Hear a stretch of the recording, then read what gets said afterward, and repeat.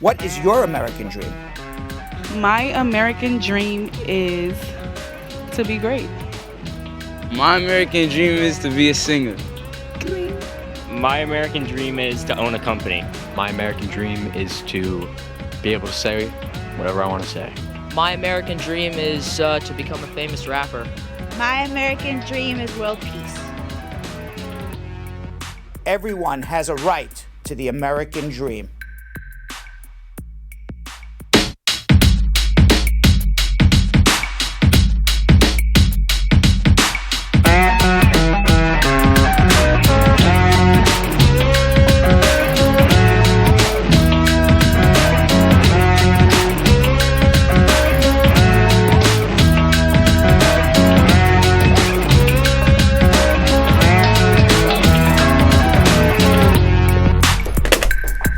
Are we on Facebook? I'm on. You're How are on. you? We have no idea if we're live or not. I know I'm alive right here. I know if the camera went to Belgium, Kim, and Yo-Yo right now, you would see them in a panic. Not at all. I don't know why you're talking, and thank you so much for taking that camera angle opportunity, Julian. You're a Come great back guy. to me. There we go. Belgium Kim was crawling on her hands and knees 30 seconds ago trying to get us on Facebook. I don't know if we're on Facebook or not. We are not on Jonathan Facebook. Yo-Yo We're going to try and Elias make it happen. made a flying leap over the desk because there were 15 people standing outside our studio looking like this. And Jonathan says, "What are all these people outside? We're about to do a show." And he flew over the desk. Flew like Superman. Yes. Like I don't want to compare you to the new Black Spider-Man? No, like I was thinking like you look like, if you remember you wouldn't remember this because you weren't alive. When people, when O.J. Simpson was, liked by the entire world. I was alive at that time. You were liked when O.J. Simpson was liked by the whole world? I wasn't liked that time. Okay, no, when he was liked by the whole world. Oh, yes. And he was the star of the Hertz commercial. Yeah. And he was running through the airport, jumping over people, desks, and everything else, hurtling. Is that what I look like? That's what you look like. Wow. You were like, good guy, OJ. Good OJ. Good OJ. Still basking in the glory of Correct. OJ. Right. Now, literally the jury's out on him. We have no idea anymore, right? The jury is not out, Brad. The jury came back and said guilty, guilty, guilty. No, the jury, well, yes, 2 juries came back guilty. One didn't. But We that's know not, you didn't, that's OJ. not the point of our show. No. It's not to prove OJ's guilt. Oh, it is not. No. Or innocence, depending on which side you fall on. Guilty. You think guilty. 100%. No doubt. No doubt. Yo-Yo just Are there people who still question whether or not he did it? Yes, there's lots of people who think he's innocent. I don't think they proved it beyond a shadow of a doubt. That's for sure. There's lots of evidence that says he did it, but there's also evidence that says he didn't do it. There is. And there lies why he was ultimately found innocent. But that's not what our show is about. No. Is Facebook guilty of not putting us on today, Belgium Kim? We're on Facebook today. We are on Facebook. We're on Facebook. I don't see us on I'm watching Facebook. this on That Facebook. would be You're because watching us on Belgium Kim Facebook? was able to both be on this show I am and watching start us a on new Facebook Facebook stream. too. It started Yes, 3 you was. seconds ago. Yeah, that would be because Belgium Kim was doing it as she was 3 talking about this seconds wonderful ago, topic. we started on Facebook. Wow, that's amazing. We started on Facebook 3 seconds ago and got 61 people watching already. There you go. That's crazy. There's something going on in the air today. Yeah. Is it a full moon? Yes. Something Jeez. going on. I don't know what it is. Yeah. I don't know if it's because it's UN week. Climate Summit has disrupted the atmosphere. I'm not sure what's going on. It's very strange because in my building, which is very close to Trump Tower, I am not in Trump Tower. I'm down the street, a couple blocks. Close. Okay. It's bad enough that I have to be within spitting distance. You could. Not that I would spit. But you could. Maybe I would. But when I came home last night, this was very odd.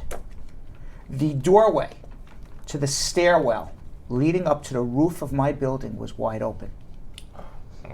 Dun, dun, dun. And I said, who would leave this wide open like this? So you could go to the rooftop? Yes, but why would somebody do that? Do you have a helipad on top? No. So I put in a complaint to the building today. Okay. Oh. This is a true story, by the way. Okay.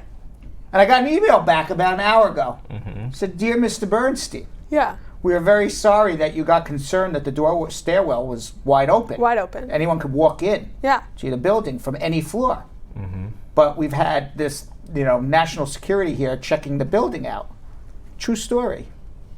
Oh, National Security was checking out your building. My building, which is blocks away. So they're going through every For building. Oh, because he's here. Because he's here. Oh. Because he's here. here. So I don't know if it was the CIA. I don't know if it was National Wow. Security. Gotta be Secret I don't Service, know, right? I don't know if it was Secret Service. 'Cause I don't Secret know. Service would I have help no that. idea if it was the Joker, if it was Batman. I have no idea. But somebody was crawling on my roof while I was out. The idea that Batman would go through every floor of your building and survey to make sure it's all clear It is could have really been funny. Batman. It could have been. I don't know. It could And then have I'm thinking been. maybe they just want to spy on me. I'm very concerned now because all of a sudden all of this happened. Right. And now we have trouble getting on Facebook and YouTube. Ooh. So, So this is what I propose, yeah. Jonathan. I Yes. am going to move into apartment 9J. Oh, what? You, and then I will you- take yours. You'll take my apartment. I'm okay with that.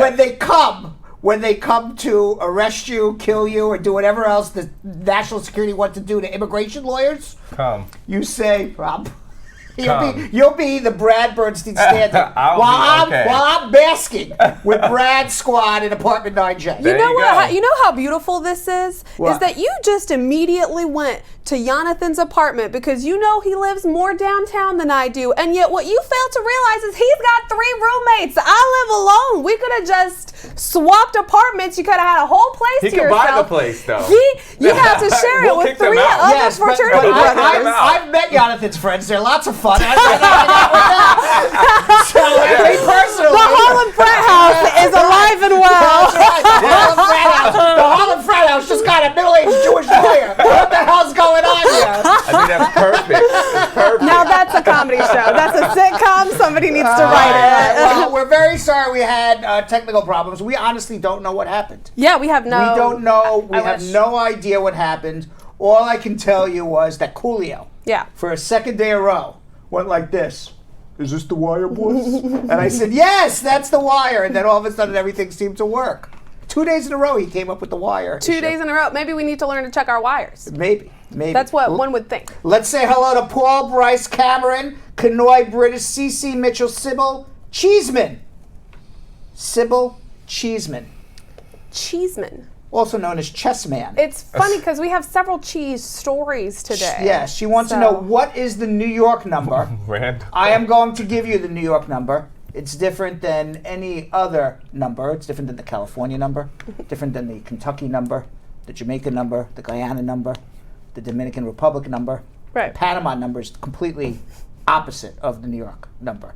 But the New York number is 1-800-529-5465. In fact, you can call that number from anywhere in the world, and you will reach us in New York. Yes. If for whatever reason you are in a country that does not use toll-free numbers, Right. I will give you a second number. But certainly from North America it works, and from certain countries it works.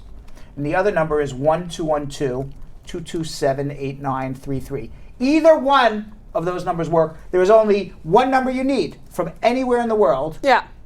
or maybe 2 numbers from anywhere in the numbers. world, just in case the 1-800 number doesn't work. But there is no New York number. It's a worldwide phenomenal number. We make it very easy. Yes. And by the way, Very. if you ever wondered what 1-800-529-5465 spells out, do you know what it spells out? Jonathan, do you know what it spells out? I used to- forgot. I used to It's know. 1-800-LAW-LINK. Lawlink.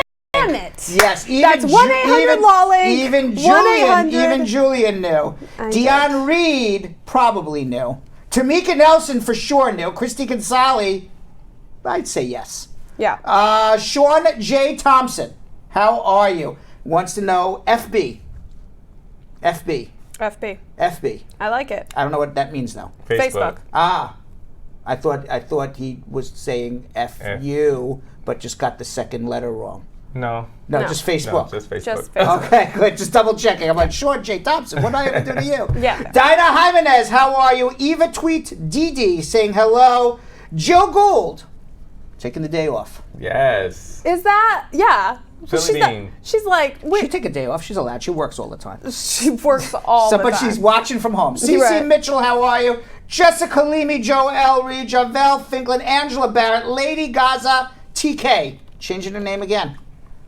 She went from Lady Gaza to Lady Gaza Tickets. She's a ticket broker now, baby. I like it. I said Tamika Nelson.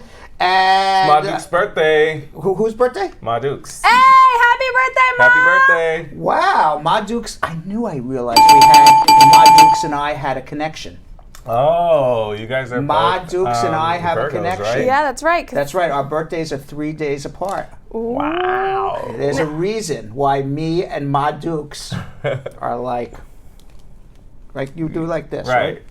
You can't I do can't. this? I can't. You can't do that. You can't say three. I got tiny fingers. What can I tell you? That doesn't mean anything else, though. Do not race to conclusion. This is not Hub Day, but do not race to conclusions. Nothing. Right. Michael Quabina saying hello. I said Angela Barrett, right? Javel Finklin. Juan Davis. That's Jazz. I know her. Who's that? Juan Davis. I know Juan Davis. Yeah. Do you? Mm-hmm. Aww, that's cute. And you want to tell us who Juan Davis is? Juan Davis. Is I don't know if she wants me to say. All right. But I know her. What's up, Jazz? All right. And Marge Higgs, you can't. You know what? You can't. That's like. She's one of your fans. Remember when I said that I used to go to the a restaurant? Yes. Up in That's Harlem. it. Right. That's by it. the way, you know what? You're saying. It's like saying to me, Brad, I have the best secret, and I'm like, what? Can't tell you. Right. That's what that was just I like. know. And I hate that. Torturous for Yes, that Brad. is torturous. That is like It's torturous to me, It's too. torturous for me. Yes. Alexandra Jakes says this is the best on FB. I like it. On I FB. like that. I like it. Marge Higgs, Crystal Terry saying happy birthday to Ma Dukes, and on YouTube. You want me to go faster? I'm going too slow. Let's get to schmooze. Princess Martin, DB, Tally, Tracy Lacey, Isla Girl, Marco Bazovic, BK Ricky, and 29 Super C Derek, Donald Gordon, D Bean, who I met today, Candy Diamond, Ken Kibbett, and everybody else. How was that for fast? Perfect. I Belgium like it. Kibbett, Jonathan, Yo-Yo Elias, why don't you move this thing along? That's what I'm talking about. We're going to move it along. Facebook and YouTube. I need you guys all to go on the Brad Squad page on Facebook right now and join. If you have not joined it, you're missing out because you get the first 5 questions for our social media questions. You guys get it answered, all right, immediately. And we also give you guys different videos that we won't put on the other social media platforms. So make sure you guys join it right now. We will actually accept it right now. Now for Facebook, we need you guys to share. That's the #1 thing we need y'all to do right now. We started a little late, so we gotta let everybody know. Let the world know that we're on right now, and that's your job. If you guys share it, just click that little arrow that says share it to anybody's page. Share the inbox, share it into a group, and also start a watch party because that sends a ding to your whole friends. It's a big notification to your friends list, so make sure you start a watch party. All you have to do is press that little arrow and a couple options down that says start a watch party. Put in all your social media questions right now. Let us know what you think and feel about anything that we're talking about. And what are we going to be doing on YouTube? On YouTube, it's going to be super quick and fast today, y'all. Make sure that you subscribe and hit that bell so you get that notification every single time we go live. Make sure you tell us about everything you're thinking and feeling in the comments, because let me tell y'all, it kind of feels like the world's on fire right now and we're about to talk about it. So make sure to tell us everything you're thinking and feeling. And most importantly, family, make sure to share the show. Share it with all of your friends. Hit that little share button, copy that link, and then go page crazy into your texts, DMs, emails. Carrier pigeon, telegram it to someone, Morse code it. I don't care. Just let them know where they can get their. Were you doing the chicken dance? Just let them know where they can get answers to their immigration questions. And now is the time we've all been waiting for today, because we're schmoozing with Brad. All right, Julian, are you listening, Julian? Put 2 minutes on the clock. We're going to do a speed round schmooze, because we got to get this moving along. Today is voter registration day. That means that you should go out and register to vote if you do not like Donald Trump, or even if you do like Donald Trump, Go register to vote either way because we live in a democracy and everybody should go out and vote, except if you do not have citizenship, you do not register. There's lots of states that will not ask whether you're a citizen or not. People who have green cards or something other than a green card have previously, in previous elections, registered to vote, and they will get themselves in trouble. Remember, unless you are a citizen of the United States, you do not register. But if you are, and I don't honestly don't care whether you are going to vote for Trump or you're going to vote for whoever is the Democrat, or you're going to put in a write-in vote for Yo-Yo for president. Register to vote, because if you don't vote, you are not exercising your rights in a democracy. Your voice is not heard. Only if you're a U.S. citizen. So please do it today. Yes. And by the way, the hashtag is National Voter Registration Day, hashtag National Voter Registration Day. And it's backed by a variety of companies and groups, from the National Association of Secretaries of State to our very own Facebook and Google that runs YouTube. Now, to see if you're registered to vote, you can simply go to iwillvote.com and you will see whether you are registered to vote. I know for a fact that I am. So am I. All right. Yes. So the clock's running a little slow today, so I have time for one more story. One more story. Trump, now there's a whole thing going on, by the way, at 5 o'clock. Right before we came on at 6 o'clock, even though we're supposed to be on at 5:30, Nancy Pelosi has started the impeachment process of Donald Trump. That is correct. Yes. Now, let me explain what impeachment process is. Okay, the impeachment process is a fact-gathering evidence by the House of Representatives to determine whether or not Donald Trump committed a crime. It is the equivalent in a criminal case of going before a grand jury. Okay, and the grand jury comes back and says there is enough evidence to indict this person to have a trial. The House of Representatives is like the grand jury in a criminal case. They will come back and say there is enough evidence to impeach him. It then goes to the Senate, where the Senate will actually have a trial. The whole reason why this is at this point a charade is because the Republicans run the Senate and are not going to vote Donald Trump out of office 1 year before the presidential election. Right. Now, we don't know what ultimately is going to happen.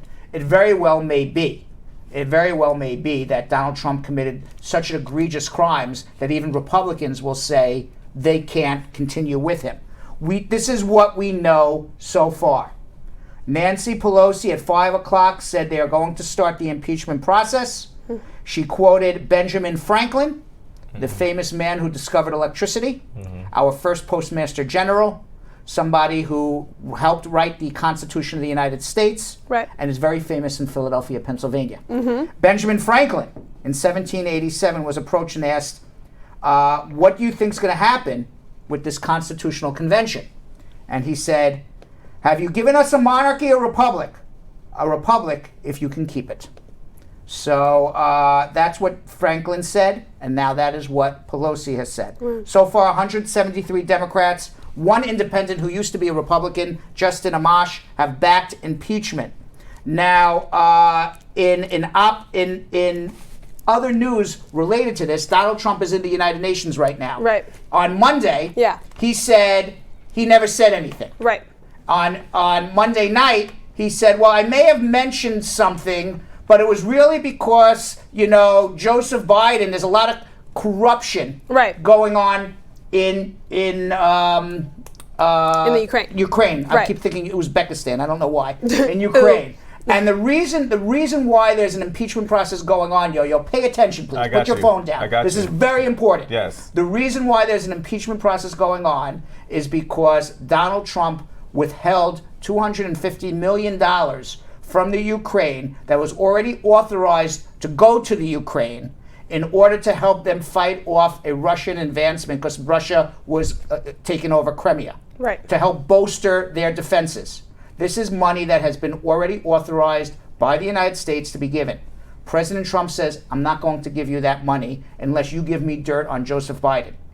That is a crime to enlist a foreign leader to help you in a domestic election in the United States of America. This telephone conversation came one day after Robert Mueller testified that Donald Trump did not collude with Russia for the 2016 election. Yet here he is, one day after that congressional testimony by Robert Mueller asking a foreign leader to help collude with him to go against Joseph Biden. That is where the crime is. Okay? If in fact that's what happened. Now, the Democrats have said they are going to start an impeachment process. On Monday, Donald Trump says, I didn't do anything wrong. I withheld that money because there's a lot of corruption in the Ukraine. And I wanted to make sure, including the corruption of Joseph Biden and his son, who was involved in that corruption in Ukraine. And I just want to make sure that the money that the United States has given is going to the right place. Right. That was his excuse on Monday. Right. It is now Tuesday. He has a new excuse. Right. He wasn't withholding the money because of corruption. He was withholding the money because the European Union was supposed to reimburse the United States part of that money, and they never did. Right. Completely different story. Completely different. Okay. He also said on Monday he will never release the transcript of that conversation that he had with the Ukrainian president. Right. Today, he tweeted, I'm currently at the United Nations representing our country, but have authorized the release tomorrow on Wednesday of the complete, fully declassified and unredacted transcript of my telephone conversation with President Zelensky of Ukraine. You will see it was a very friendly and totally appropriate call, no pressure, and unlike Joe Biden and his son, no quid pro quo. This is nothing more than a continuation of the greatest and most destructive witch hunt of all time. We have no idea. Right. We have no idea whether this telephone conversation, this transcript of this telephone conversation, will be the true transcript of what happened. How would we have any idea? Kind of reminiscent until you actually hear not a transcript, but the actual voice recording. Right. It's the only way to determine whether or not you are hearing, because a forensic expert can tell whether or not this voice recording was altered. Right, was doctored. We have no idea in a transcript whether anything was doctored or not. Right. But I will say this. If anybody is a history of U.S. history, which yours truly may be, okay, this is very reminiscent of Richard Nixon. Absolutely. Who taped his telephone conversations. And he released a transcript of a telephone conversation that he had and cut out 6 minutes of it. Right. And only when it was discovered that 6 minutes of a telephone conversation was cut out, and that he had to provide those 6 minutes, which actually then proved that he committed a crime, and he helped coordinate the break-in to the Watergate Democratic National Committee headquarters, did he resign. Right. Here we have another recording. Seems very reminiscent, right? It is. Wow. Meanwhile, the whistleblower, who we don't know who this person is, we don't know who the whistleblower is, he says he wants to now come testify to what he heard before both the House of Representatives and the Senate. We don't know any more than that at this moment. So just a few minutes ago, because this was still happening while we were going live, Donald Trump has responded. And he said, such an important day at the UN, so much work and so much success, and the Dems purposefully had to ruin it and demean it with more breaking news witch hunt garbage. Pelosi, Nadler, Schiff, and of course Maxine Waters, can you believe it? They never even saw the transcript of the call, a total witch hunt, presidential harassment. And by the way, this tweet just came in from Vice President Mike Pence. He says, boy, this is a really good day for me. He didn't say that. Right, see from the back? Yes. Mike Pence going, yes. So if anybody knows Julius Caesar, his confidant killed him to become the leader of Rome. And maybe Mike Pence is in the back calling the whistleblower saying, go testify. Go testify. Mike Pence is not trying to say anything. He's not trying to be in anybody's testify, line. please. I would. Mike Pence is like in the back room right now. Please, if there's a God out there, will that whistleblower please testify? There's like an image somewhere of him slipping Nancy Pelosi a 20 across the table, just like a weird 20 handshake. Meanwhile, did you see this was great? You know, Greta Thunberg, who yesterday gave a very impassioned speech. She's amazing. She's the 16-year-old girl who came across on a boat that didn't leave a carbon footprint. She has led the climate change marches that have been going on all over the world. And she seemed to have mocked President Trump as he walked into the United Nations yesterday. Let's watch. There's Trump. And there she is mocking him. That mean mug. She is now the the 16-year-old responded by changing her Twitter bio to read, "A very happy young girl looking forward to a bright and wonderful future." I don't know. What do you think? Do you think she was giving him a little shade? So I think she was shading him, but also he tweeted that. So he was shading her. Like he tweeted it in response to her speech where she's like, people are dying and ecosystems are going extinct. I see. Trump said she seems like a very happy young girl looking forward to a bright and wonderful future. And then she shaded him back. Right, I understand. I missed that. So Trump briefly and unexpectedly showed up to the UN Climate Summit yesterday despite rolling back the environmental protections. And then that is why we saw the reaction that we saw. Love it. Right. Meanwhile, Bronx state judge, it has ordered Donald Trump to be deposed in a case alleging assault of protesters outside of Trump Tower. Right when Donald Trump was elected or during the election, some protesters were protesting outside of Trump Tower, and these protesters got roughed up by some Trump security personnel. Right. Now, Donald Trump was inside at the time, and these plaintiffs, who are now suing in the Bronx for physical injuries, are saying Donald Trump ordered or knew something about ordering the roughing up of themselves, and they wanted to depose Donald Trump. Well, guess what? A judge on Friday ordered President Donald Trump to answer questions under oath in this civil suit.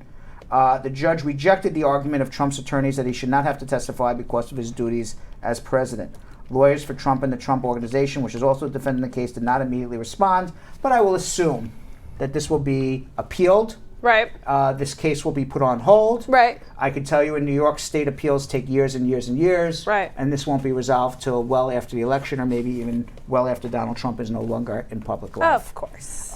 Meanwhile, a 6.0 magnitude earthquake rattled Puerto Rico just hours before Tropical Storm Karen was forecast to pound the island, still recovering from the devastation of Hurricane Maria. Yeah, just 2 years ago. Yeah. I was in Puerto Rico about 5 years ago, and I was staying in a hotel. I was about 7 or 8 stories up, and I felt, it's the only time I've ever been in an earthquake. I felt the building rocking back and forth. Wow. Where was this? In San Juan, about 7, 8 years ago. That must be terrifying. Now it was nowhere near a 6.0 earthquake. I called downstairs. They're like, oh, it's a little tremor, and I felt the building going, so I can only imagine what it would be like. I've been in like the worst one that they had in California. The worst one ever. Well, in my lifetime. In your lifetime. I remember it was in the 90s. And what happened? I was in my bedroom and my bookshelf fell on top of me. Oh my God. Oh my God. I was in like elementary school. That must be terrifying. Yeah, but all the others, they're just a little shake. When I was in college, there was like a tiny one in North Carolina, and people were like, my God, did you feel that? And then there was a hashtag that went viral afterwards that was hashtag we will rebuild, and people were posting pictures of like lawn chairs that had toppled over and yogurt cups that had it was like we will rebuild. Yeah. Meanwhile, a Jamaican novelist by the name of Marlon James was nominated for the 2019 National Book Prize for his African Game of Thrones style novel. Yes. Kingston-born novelist Marlon James. I don't know who he is, but now I got to look. I got to look up. I really want to. I got to look up. I got to look up who he is now. Yeah. I tell you the truth, I've never heard of him, but I'm sure it's a wonderful book. Is among 10 contenders for the 2019 National Book Awards in the fiction category for his book Black Leopard, Red Wolf. The 600-page novel is the first part of a planned trilogy named Dark Star. Published by Penguin Random House, it describes a complex, detailed, and often violent African fantasy world and has been called the African Game of Thrones. Wow. I wonder if anybody in the Brad Squad, because we have a lot of Jamaicans, knows about this book or who he is. This is exactly what I just asked. Anyone read any of his books? Now, James' most successful novel to date, A Brief History of 7 Killings, was published in 2014 and explores the attempted assassination of Bob Marley. So we'll see how that goes. You think they're going to make that into a show? What, the assassination of Bob Marley? No, this The book. Maybe. I mean, if it's good enough, I think he's got to win the award first to get like real attention. that's true. But like a Right. Black Panther Game of Thrones That is sounds just amazing. waiting.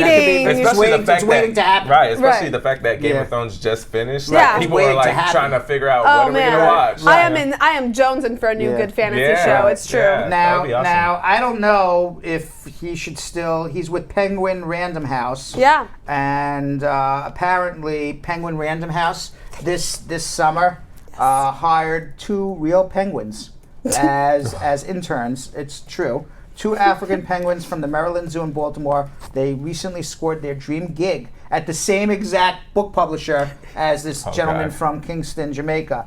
Summer internship at the Penguin Random House, despite never having read a single book, these penguins. Though cute and fluffy, their names are Lily and Tetra, they were entirely unprepared for the job in the publisher's book distribution center. Kind of sounds like our interns here, right? Except our interns are humans.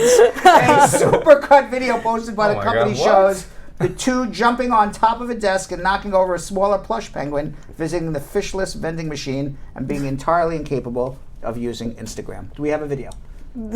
We don't have showed a video. one. We have a don't- little. We shall have one, or we? No, we showed showed one. one. We showed There one. we go. Look at this. He's driving the forklift. Oh God! All right. He's so cute. All right. Meanwhile, finally, in the last news, which is horrifying. Horrifying. Horrifying. News.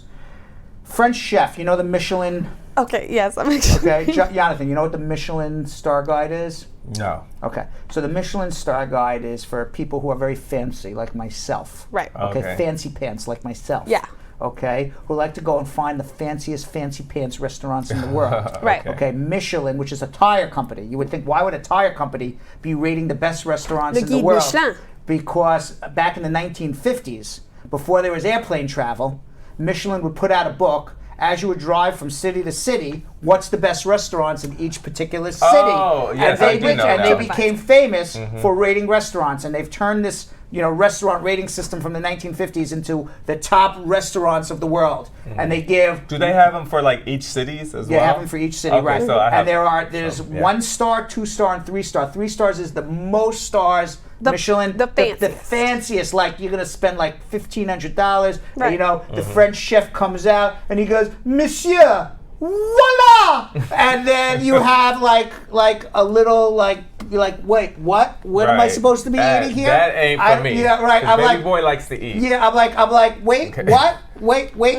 I don't really need a knife. I just need a fork. It's only 1 bite here. Okay, that Yes. type of restaurant. Love You that. like Okay. those? Yes. No, I hate it Oh, for What? 2 reasons. I'll You tell like those? I will tell you why I hate it for 2 reasons. 1, okay, the other pretty boy over here likes to eat. Okay. Okay, number 2, and the other pretty boy here doesn't like to look at the check at the end. Okay. Okay, That so part. I don't like it Especially for those for- 2 and then reasons. still be hungry And then still after. be hungry and like going, where's the White Castle, Yeah, right? right. So, celebrity French chef Marc Virat, okay, he has slapped the Michelin Tire Guide, restaurant guide, with a multi-million-dollar lawsuit. Oh. He is claiming that he went from a 3-star Michelin restaurant to a 2-star Michelin restaurant. And that messed up his- Because they messed up his restaurant because the restaurant reviewer said that he was using fake cheese in the souffle when he should have been using real cheese. And he says that is impossible. That is impossible. I do not use fake cheese in these restaurants. Right? I only actually use pretty the good. real cheese. And the restaurant reviewer said, no. This is like Kraft macaroni and cheese. And we're going to give you like 2 Kraft. stars instead of 3. I don't know if they said Wow. Kraft macaroni, Right. but some fake cheese like Kraft macaroni and cheese. So he's he is suing. furious, this guy. Right. Because his restaurant went from 3 stars to 2 stars, ruined his whole business. Yeah. And ruined his reputation because he's told the Yeah. entire world this guy uses some fake cheese in a souffle that he's charging hundreds of dollars for. So does he have a case? I don't know French law. Oh, this is in France. This Right. I don't know French law. Well, but okay. he would have a case for libel or slander if, in fact, they're writing that he used fake cheese when he didn't use When fake he cheese. didn't. They can't. He doesn't have a case for going from 3 stars That's to what I'm 2 about to say. stars If because it- that's their opinion. Right. But what is not an opinion is that he uses fake cheese in his souffle. Okay, here's what I don't understand about this story. Is because, like, saffron is a spice and cheddar cheese is cheese. Those things are vastly different no matter how you prepare them. So I don't know how any taste tester in the world could be like, this is cheddar cheese and not saffron. I don't know the difference between cheddar cheese and saffron. If this was a hamburger restaurant, I would definitely know if it was ketchup or mustard. But beyond that, I can't tell you. Now, Emmanuel Ravanas, Virat's lawyer. Yeah. This is the Michelin chef's lawyer. He says that they hope a court will force Michelin to clarify the exact reasons justifying its decision to issue La Maison de Bois only 2 stars. Your French is phenomenal, Now, Brad. Michelin says that they understand the disappointment of Mr. Virat, whose talent no one contests, even if we regret his unreasonable persistence with his accusations. Our first duty is to tell customers why we have changed our recommendation. We will carefully study his demands and respond very calmly. Now, Virat is the first chef to have ever been awarded 3-star Michelin stars, only to lose it the following year because of fake cheese. Jeez. This is a scandal. This A is scandal. a French scandal. A French scandal. Yes, it is. All right, Belgium, Kim, Jonathan, Yo-Yos, please tell people to share while I get ready to answer some immigration questions. Absolutely, Brad. The very first thing we need everybody to do is join the squad. Become an official member of the Brad Show Live Brad Squad by clicking on the link right in the comments, fam. And I'm going to also throw in a little extra. Don't forget to register to vote because today is National Voter Registration Day. So don't forget, do it right now. Okay, once you've done that, please share our show. Hit share, start a watch party. That'll literally start a party with all your friends. Or just send it as a message, as a private message. Be like, hi, what's up? You want a little Brad Show Live in your life? The answer is yes. It's the sexiest way that you can approach someone. It's how I did it. Anyway, make sure that you are telling us all of your thoughts and feelings right in the comments because we're about to start taking your phone calls. And of course, don't forget to like the page, subscribe, and hit that little bell so that you know when we go live. Because sometimes we got technical issues like today, and we don't go live right at 5:30. On YouTube, what do we do? Yo. On YouTube, first thing you're going to do is subscribe, just like you see this little graphic. It's a red rectangle that says subscribe, and make sure you also click on the little bell that gives you a notification anytime we go live. Like today, we went live at 6 o'clock. You wouldn't have known. You would have thought that we were coming on at 5:30, but if you actually subscribe and you hit that bell, you will actually know anytime we go live. Make sure you guys also put all your social media questions in right now. We're gonna do a segment where you guys call in, but the next one is when we actually read all of your social media questions. So this is for all the new people out there. If you don't know how this show works, we schmooze, we answer your calls, and then we ask your social media questions. So make sure you put them in right now because we have a lot that we're gonna have to ask in a short amount of time. All right, we also need you guys to share. That's like the number one thing we need everybody to do because that's how we get the show out. That's how we get the word out. So copy the link, send it to your social media platforms immediately, directly, but most importantly, we want you to copy that link and create a group on your text message, GroupMe, WhatsApp, whatever text app you use. Copy the link, start a group, and send it to them. Make it like an everyday thing, you know?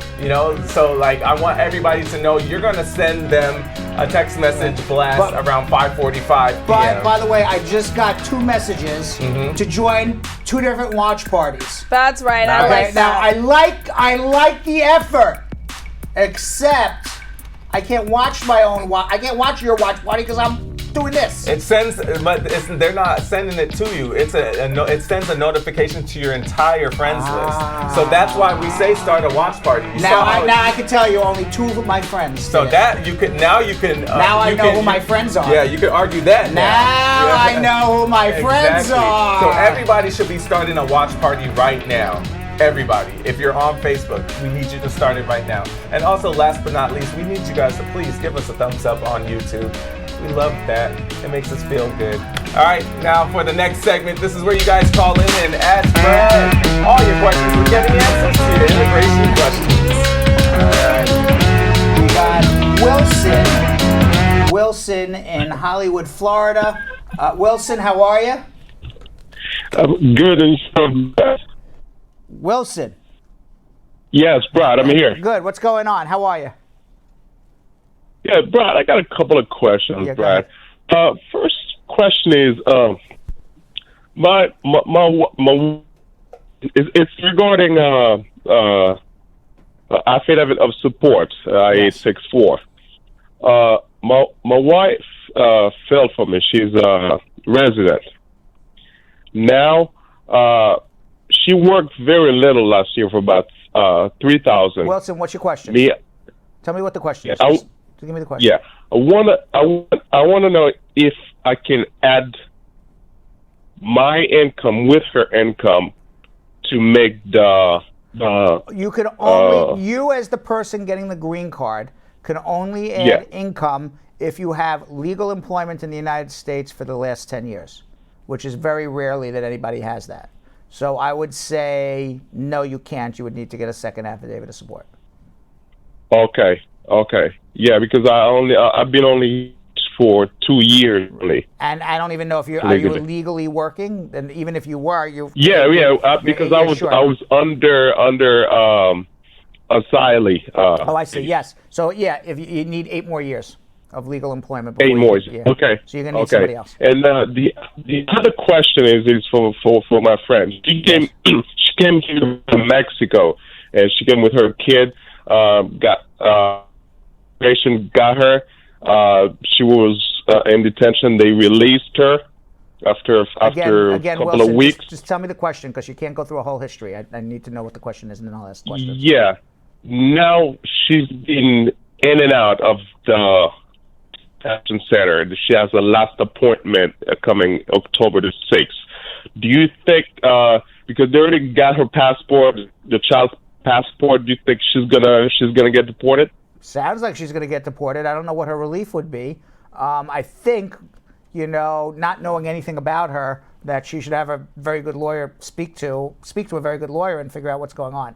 I don't know, but my guess is it sounds to me not very promising, but until I speak to her, I have no idea. Yeah, she has a lawyer, but this is why I wanted to double check. Yeah, let her have a if second there's consultation anything that with me. can be done. I don't know. Let her have a second consultation. We can figure it out. I don't know the answer. Yeah, so I'll have her call. Yes. Call you to see what Okay. what can be done. Thank you very much, Wilson. No problem. Okay, all right.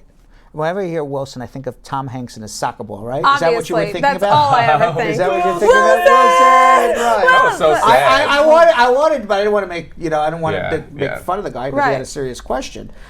But I really wanted to be like, okay, we have a soccer ball on a volleyball. Or volleyball or whatever it was. I always feel bad for people with movie names like that, though. Because, like the Felicias, you've never said bye to a Felicia normally. No. You know what I'm But saying? now Like, you've you're never like- met a but- Wilson without yelling after him. Right. But now every time you see a Felicia, you're like, bye, Felicia. Right, 100%. Even when you like say those hello to her, right? Yeah, bye, Felicia. Like, that woman is just getting told bye all day long. Felicia's I feel gotta bad for change those her name, people. right. Yeah, I feel bad for those movie people. Right. Yeah, it was very funny. I think I've told this story multiple times, but maybe not. I wanted to name my daughter Ariella. Yes. Right, but then I said, she'll be the mermaid for the rest of her life. Yeah. So, so then she was Gabriella. Right. And there is no cartoon Gabriella as of yet. Thank God. All right, let's go to Adita in Boston, Massachusetts. Adita.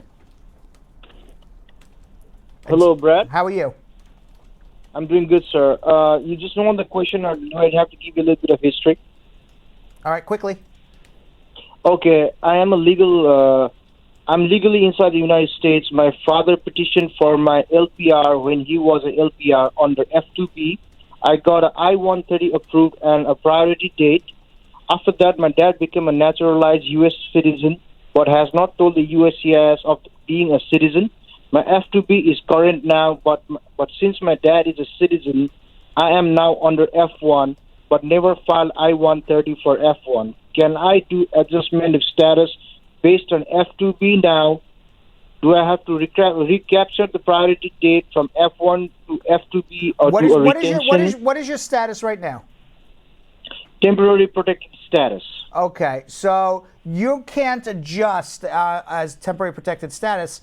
You can go home to pick up your green card and process to get your green card back home unless you're 245I eligible, but you still need to go through that process. And you don't have to, all you have to do is write a letter to the National Visa Center and say, here's a copy of my dad's citizenship, but I'm electing to stay in the F2B category, and you're allowed to do that. You don't have to change from F2B to F1 if the F2B is faster. You just have to write them a letter and say, I'm electing to stay in the F2B category. My question for you is, I don't know how you would adjust here. You would still have to process to go home and come back. And even though you're in temporary protected status, any time that you are out of status before temporary protected status may trigger a 3 or 10-year bar. So you may need a provisional waiver too. No, I was never out of status. What do you mean you were never out of status? I was on F1 status as a student, then I went to temporary protected status. Okay, so temporary protected status is not a status that allows you to adjust your status. You would still need to go home and come back. You would not be able to adjust here with temporary TPS. But I could do a retention for F2B and go home, right? Correct. And you would not. And assuming you went from F1 to temporary protected status without ever being out of status, you would not have a 3 or 10-year bar triggered. But you would have to write the National Visa Center and advise them of all of this. I have to write that myself? You have a lawyer who can do it too, but somebody's got to write it. Okay, and just mail it to them, or is it online? You mail it to them, to the National Visa Center with your case number. With my case number. Correct. Thank you, Brad, You're so welcome. much. You're welcome. Thank you. All right. Let's go to Atasia in Patterson, New Jersey. Atasia. Hi, Brad. Hi, how are you? I'm good, thank you. Just a few questions. Everybody has multiple questions today. Okay, go ahead. I'm here. Okay. I got married here in the U.S. to a green card holder. Right. I'm doing the filing, and I'm trying to figure. You didn't put my name. You didn't put marriage. That's fine. You don't have to take his marriage. The fact that you don't take your husband's name is absolutely no evidence of whether it's a good marriage or not. So you're saying that wouldn't be? I'm saying it doesn't matter. It doesn't matter. Non-issue. So what are the things that I should have? You have to prove. You have to prove that you and your husband live together and have a financial relationship together. So how do you prove you live together? Here's our lease. Here's mail that comes to the house in my name. Here's mail that comes to the house in his name. Here's our keys. Our keys match. Financial relationship would be bank account where you pull your money, the money you earn, the money he earns goes into the same bank account, and then you pay all your bills from that bank account. You pay your credit card bill, your gas bill, your electric bill, your insurance bills, whatever you have. In addition, you have tax returns. You're responsible jointly for the debts of your marriage on the taxes, and you also jointly pull together all of your income. That is a bona fide marriage to the Immigration Service. Okay. So you're saying that I won't be needing a what I'm saying to you, if you're concerned about whether you took your husband's name or not, that's not a concern. Your concern should be, do I live with this man? And if I do, how do I prove it? And do I have a financial relationship with him? Okay, another question. I'm not on the lease as a joint occupant. I'm there as an occupant, but not there as a joint owner. Oh God. Hold on. You need help. Okay, she needs help. Let's go. You need a consultation. Let's go to Dwayne in Bronx. Dwayne. Hello. How are you? Hello. Good afternoon, Brad. What's going on? Good afternoon, Brad. What's going on, Dwayne? Yeah. Yes, I'm calling. I have a little problem. What? I filed my I-751 to remove the condition. Yes. 2016. In the process, I get a divorce. I went in with my lawyer to the interview. I bring all my proof of, evidence that I was living with my spouse. And the divorce. But I never get the divorce. But they give me 87 days to get it done. I get it before the 87 days, and my lawyer mailed it to them. Now, it's been almost like over 3 years now. I don't hear nothing from them. My lawyer contacted me today and let me know that she get a letter from them that they're going to deny it because, they never get the divorce decree. And she have proof All some right, stamp, all some right. type of stamp So then- to show that she sent it. All right, so that obviously that's excuse my French because we're talking French today. That's a bullshit decision by immigration, but that's what they did. So what you want to do, unfortunately for you, is refile a new I-751 immediately before they put you in removal. Now check off, I'm divorced, it's a bona fide marriage, here's my application. And then they're going to also request why you're filing it late. I'm filing it late because I previously provided the divorce decree when I converted my old case and you never got it, so I'm now refiling it again. That's really what you need to do. You would extend your green card again. Unfortunately, you're going to wait another year, but hopefully it will all resolve itself. Okay, and they give me 33 days to get. They give me 33 days to get to file a motion. Well, to open the case. I would not do a motion to reopen in this particular situation, but that's my strategic decision. Other lawyers may disagree with me, and I'll tell you why. If you make a motion to reopen within the next 33 days, immigration's not going to look at your case or your motion to reopen for at least 6-9 months. And you want to know what's going to happen in the next 6-9 months while they are waiting to look at your case? One, you're out of status. You don't have a green card. You can't travel. You can't work legally, and they're going to put you in deportation.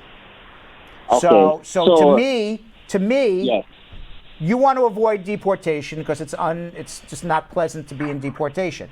So what you need to do is file again, get a new I-751 filed. You will get a extension on your green card again. And by the way, the difference in filing fees, I forgot what the filing fee for a motion to reopen is, but to file a new I-751 is $680. And I believe the motion to reopen is actually even more. So it's even cheaper. Okay. All right? All right. All right. Okay. So you now know Thank what you to so do. much. Tell your lawyer what to do. Yeah. Okay. Okay. All right. Goodbye. All right. Or maybe go to a different lawyer. I was gonna say. I don't know. I mean, I don't know. Maybe think of a different lawyer. Right. All right, let's go to Sharrington in Clearwater, Florida. Sharrington. Good day. How are you? Fine. What's going on? Yeah, man. So the question I have to ask is, when filing to remove your 2-year condition, that you have a 2-year condition green card, when filing to remove your 2 years condition, yes, is it mandated that you must have a second interview? No, but generally they do it. They do it generally? Mm-hmm. It's very rare. It's rare. In years past, if you were doing a waiver case, meaning that you were filing based on divorce, abuse, or some hardship if you had to go home, 100% you're getting an interview. In years past, when you were filing jointly and you had a ton of joint documentation to prove it's a bona fide marriage, you had children, joint bank accounts, tax returns together, that it was 100% obvious that this was a real marriage, they would waive the interview. But what I've seen lately is everybody's getting an interview. Oh, so they do having a second interview whether yes. They have everything you should expect together or not. You should expect a second interview. Maybe there's like 1 in 1,000 that don't get it these days, but my expectation is when I file an I-751 for a client, they're getting an interview. Okay. A second question now: is it true that after you file and submit that application, and if you get through, is it that they won't give you the green card anymore? They're giving you a notarization letter or something like that. They're giving you instead of a green card. No, when you file to remove the conditions, you will get a letter from immigration extending your green card for 18 months. And you use that letter and your green card to travel, to work, and do whatever else you need. Eventually, you will get an interview where you and your wife jointly go. You pass that interview, they'll mail you a permanent green card. Oh, hold on. I misunderstood something. So the second question is that when after say you submit the application and you get through. Say you get through. Say you go on an interview or whatever. You get through. The letter that they give you for 18 months. You're gonna have a next interview after that again with you and your wife. Let me take you through the process because you don't understand the process. You have a 2-year green card. Yes. 90 days before the end of the 2-year process, you and your wife are going to file an I-751. In Yes. that I-751, you have to prove that you're in a bona fide marriage. How do you Yes. prove you're in a bona fide marriage? You have a financial relationship together. You live together. That is how you Yes. do it. When you put in those papers, several weeks later, you're going to get a letter back from immigration.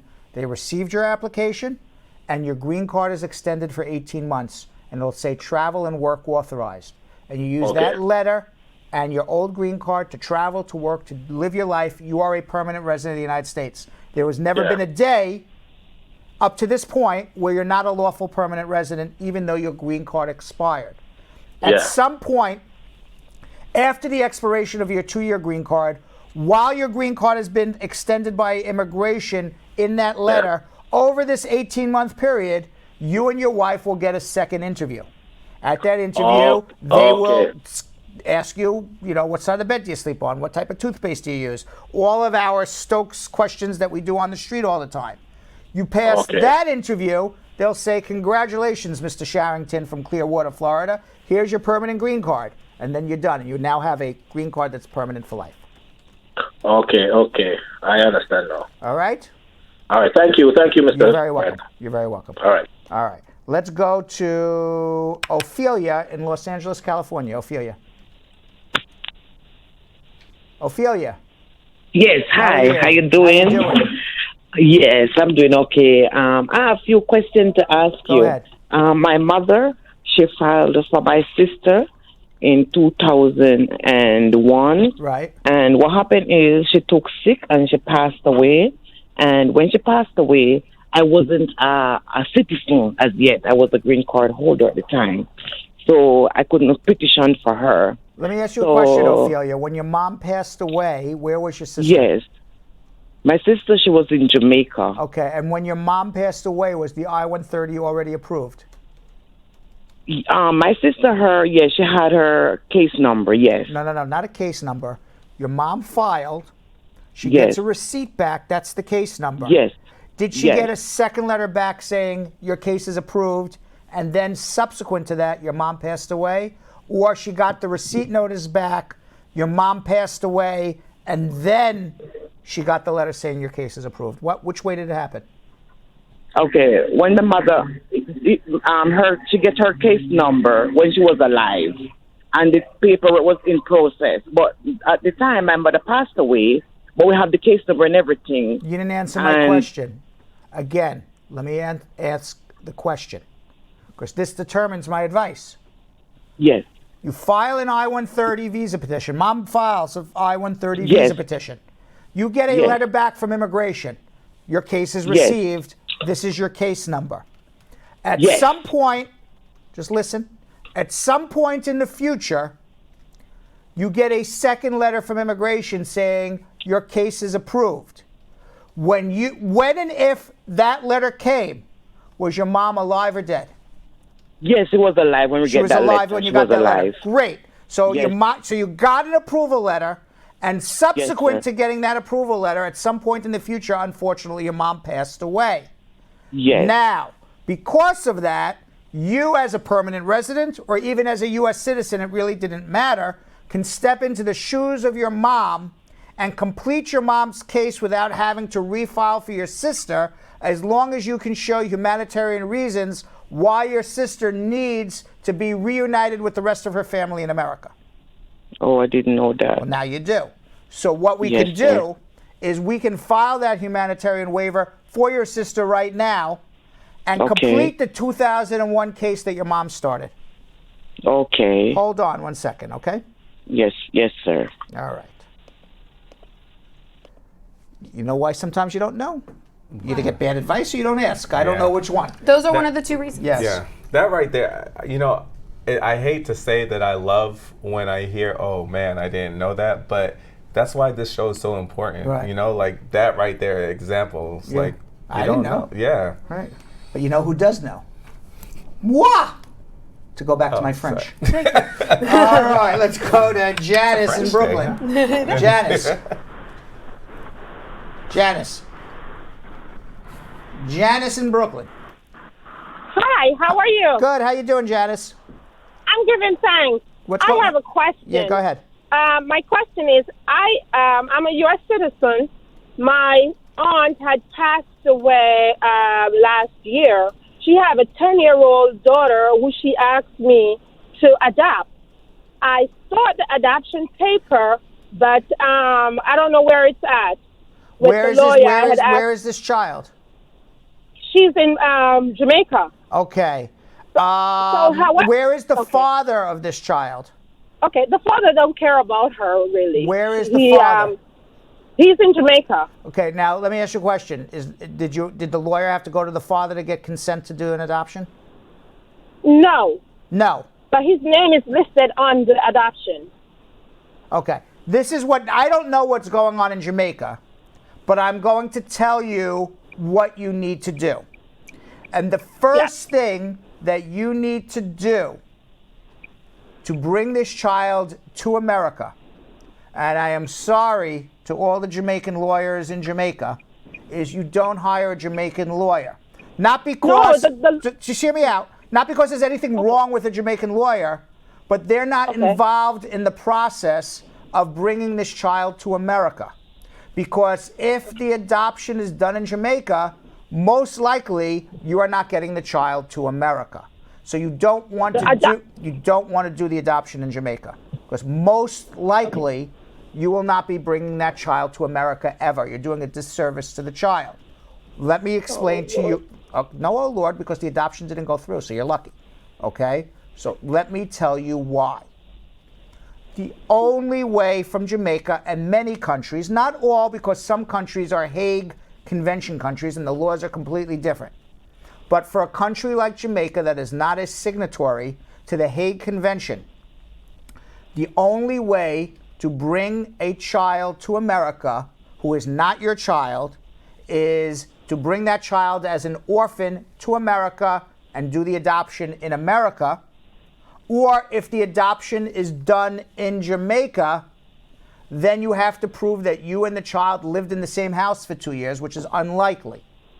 Well, this is the situation. The child got a visa. So what I was planning to do is to take the child up here. You can't, because that would be immigration fraud. So again, okay, you can't bring a child to America to do an adoption in America. That's immigration fraud.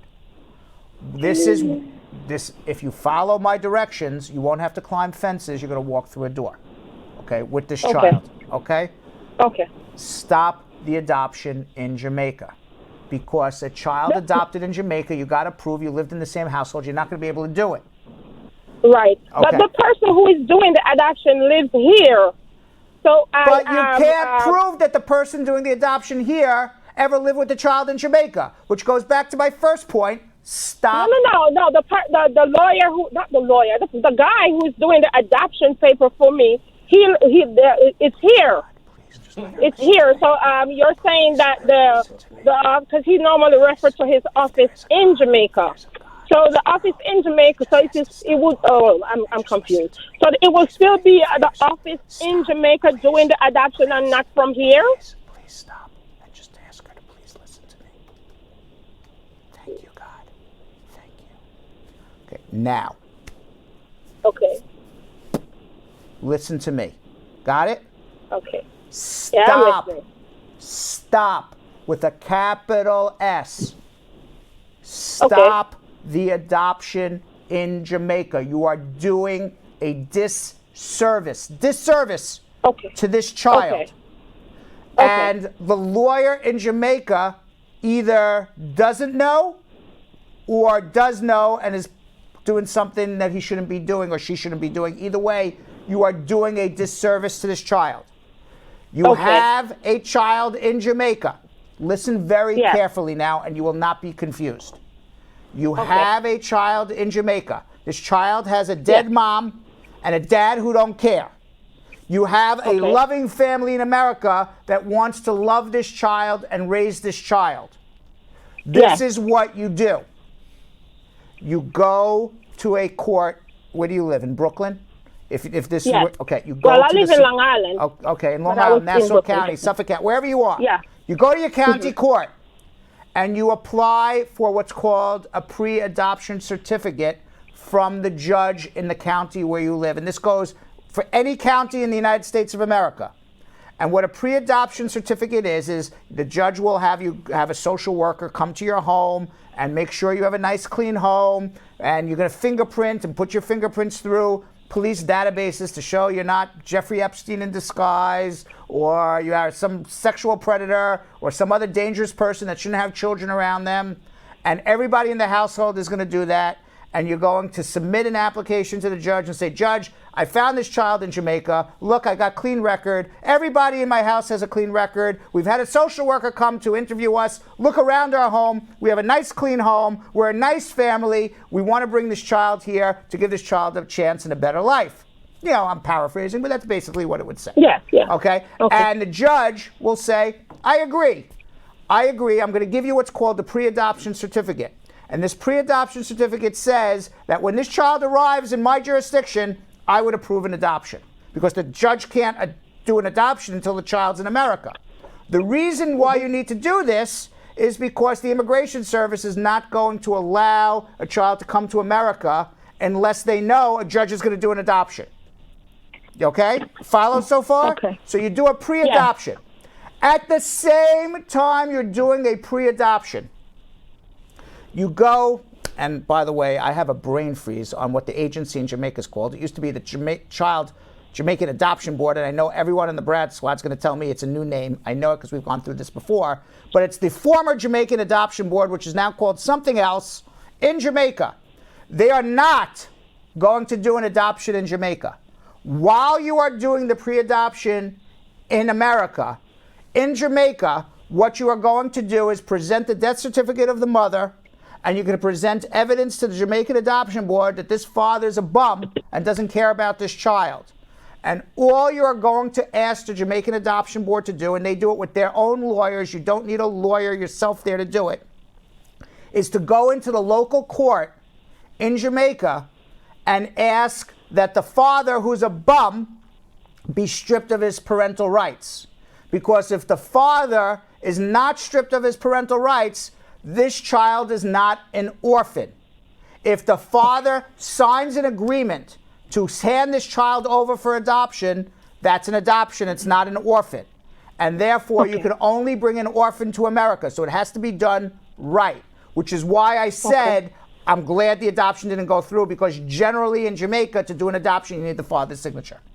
So we want the father not to be involved, so that the local court... I have a problem. What? I have a problem. We begged the father to take her to the immigration to get to the... Just listen. No, I'm telling you what the problem... Okay. Just listen. As long as there's no adoption that went through, we're fine. Okay? All right? So just listen now. You have the father, okay, out of the picture. You don't beg him for nothing. You say, God bless and get the hell out of our lives. And you have the Jamaican Adoption Board, or whatever they're called now, go into the local court, and you strip the father of his parental rights. He's a lousy bum. Who the hell needs him? The mother's dead. Guess what now? This child has no mother and has no legal father. Now this child is an orphan. Now you can go to immigration and you file what's called an I-600. It's an orphan petition. You go to immigration, you say, guess what? Father's stripped of his parental rights, the mother's dead, this child's an orphan. In America, I have a pre-adoption certificate. I got a judge who's going to say he'll do an adoption when this child comes up. I want to bring this child up with a green card to do an adoption in America. That will get approved. The child comes up with a green card. We're not done yet, because this child only has a green card. You then go back to the judge in America, do the adoption, and now this child's an automatic U.S. citizen, and you have done a wonderful, beautiful thing for a human being. Okay. All right, now I've told you everything. Now, if we have to go further, you need a consultation, because there's other people on hold, all right? But that's what you need to do. Okay. Hold on. All right, let's go to Raj, man, in Pensacola, Florida. Hello? Raj, what's going on? Hey, Brad, nice show. Thank you. I've been watching your show for a while. Thank you. I have 2 questions, like everybody else. Like everyone else, you're listening. Everyone goes, I got, they're all like, like their cousin, their friend. Oh, you're getting on with Brad? Ask my question too. All right. I know how it works. Yeah, all right, I know you made a comment like, oh, everybody have 2 Everyone had was because it's all their friends and cousins that call in with their questions too. All right. All right, sir. My question is, I'm here since 2006, and recently I married my ex-girlfriend 2 years ago. It's been over 2 years. Whoa. You didn't marry your ex-girlfriend. You married your girlfriend. Maybe you broke up and now you're back together. We broke up. I started dating her since 2006, and we broke up 2011. And then you got back together with her. And then we got back. Yeah, Fine. we got back together. So you married your girlfriend. Together. Married your girlfriend. Yeah, I married my girlfriend. Okay, fine. Continue. All right. So I married my girlfriend, and after 2 years, I applied, and they gave me the approved adjustment of status and travel permit and a work permit. And so you got a work permit and advance parole, but you didn't get your green card interview yet. No, not yet. Okay, and before the interview, I was in the wrong place at the wrong time during a Memorial Day weekend. I got arrested for a possession of a controlled substance. What happened with the case? I'm sorry? What happened with the case? The case was closed, and and somebody told me to reopen the case. You cannot close the case. Somebody recommended it. So what do you mean by the case was closed? I don't know what that means. The case is closed for no contest. I pled no contest. Okay. So when you plead no contest, that's pleading guilty to a drug conviction. And if you plead guilty to a drug conviction, most likely you're going to never be able to get a green card. Okay. So you need to reopen it. Now, when did this happen? What year did this happen? This year, just like a few months ago. Did anybody tell you when you pled guilty that you would never be able to get a green card? No, that's why I hired a criminal lawyer. Okay, fine. Because what the law says, after 2011, if you go to court and the judge doesn't ask, hey, pal, or your name Raj, hey, Raj, what's your immigration status? If you're something less than a U.S. citizen, you plead guilty to this, you plead no contest, you could never get a green card. Are you aware of that? You still want to continue? And if they never ask those questions, it's an illegal plea deal, and you should get your case reopened. Yes, in the transcript, there is no wording of anything about immigration. So then your criminal defense lawyer should get the case reopened. Yeah, he filed a motion to reopen today. Actually, he filed one time. The judge denied it, and he made it more specific on the motion. Okay. And he filed it again today. Good. So my question is, meanwhile, I finished my interview on August 3rd, and I presented the motion to withdraw the case to the interviewer. And me and my wife finished the interview. When did this happen? August 30th. Okay. You had an immigration lawyer? I'm sorry? One of the immigration lawyers, yes. Why would an immigration lawyer have you present to them a conviction that automatically gets you deported? No, he told me to present the motion to reopen the case. Okay, I don't know. Fine. Okay, that I understand. And what did immigration do with that? No, they say we will go through the stuff. Okay, so Raj, this is the situation. Until a judge reopens your case, you have a conviction that makes you deportable. Okay. So you have now presented evidence to the immigration office that you have a deportable offense for drugs. Okay. The fact that your case is pending reopening doesn't mean necessarily it's going to reopen. Okay. Yes. Now, if based on the facts that you told me, your rights were violated, the Supreme Court says your rights were violated, you should have your case reopened. It's not a discretionary thing. It is a mandatory thing. On the but the judge, listen to me now. But the judge has already denied you. So maybe the judge doesn't like to follow the law. So at this point, you may have to appeal. But at this point also, you gave immigration the ammunition to deport you. You did their job for them. So you got to hope now. You have to hope now that your judge reopens your case. And then you Okay, plead guilty to something else and be found innocent. Okay. So meanwhile, they say they send me a letter that your interview process is finished and your case has been reviewed. So that means they can able to deny it, or they put on hold or based on my motion. They can do one of three things.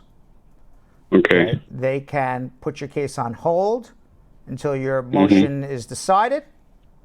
They can deny you, or they can deny you and put you in deportation. And if they put you in deportation, you always have the threat of being arrested and sitting in immigration jail. I don't know what they're going to do, but they have all of those discretionary decisions. What if I withdraw my petition? What's the Can I difference? able to withdraw? No, because they already know you pled guilty to this crime. You handed them the disposition. Okay.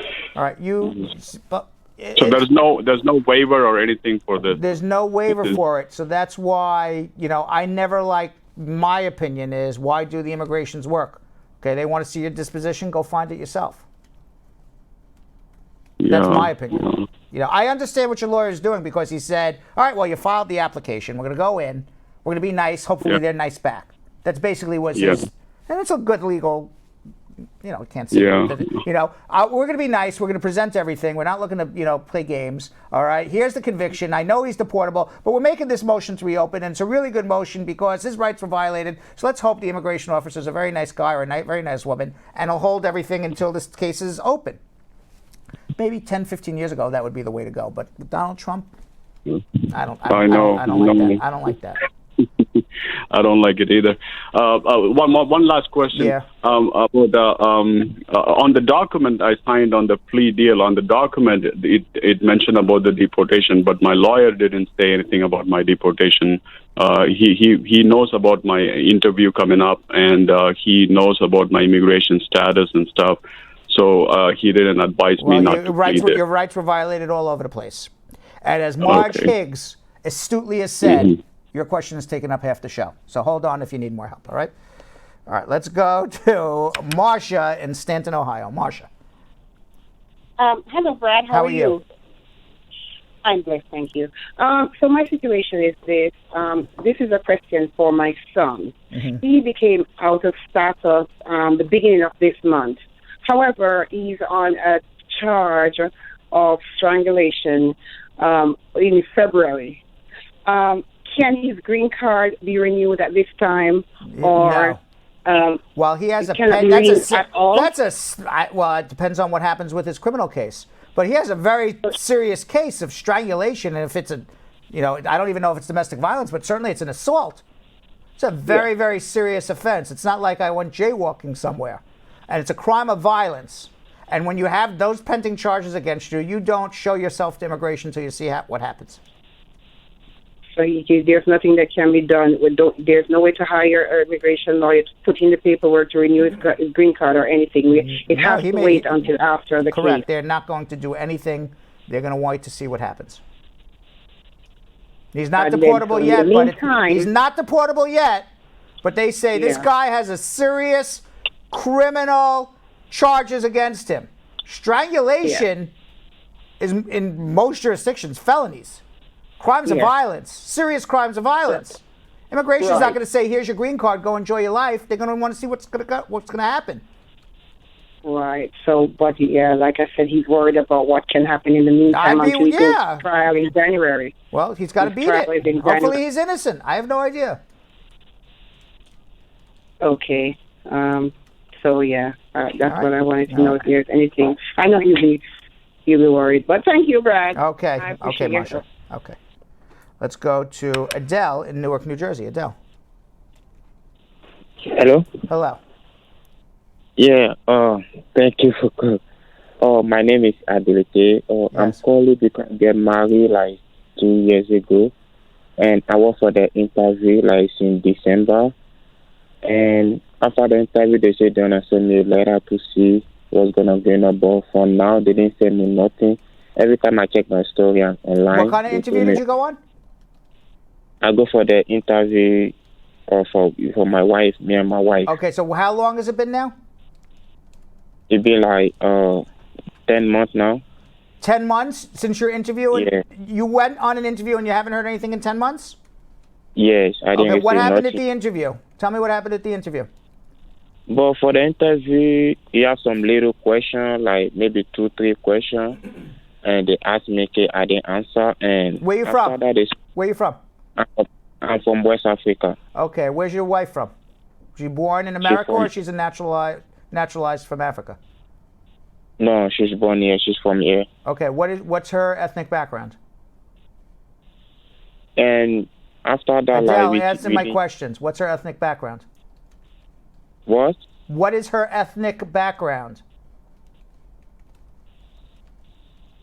I don't know what that means. I'm sorry. She black? She white? She Puerto Rican? She's Jewish? She's from Mars? She's black. She's black. Okay, okay. And do you have an age difference between the two of you? No. Okay. What does she do for a living? The reason I'm asking all this is sometimes they stereotype people. So I'm just trying to see if they've got you stereotyped or this is a situation where nobody's looking at your case. So what does she do for a living? Right now, she didn't do nothing. I'm the only one working. Okay. Does she collect Social Security? Does she collect disability? Does she collect food stamps? Do you support her? What?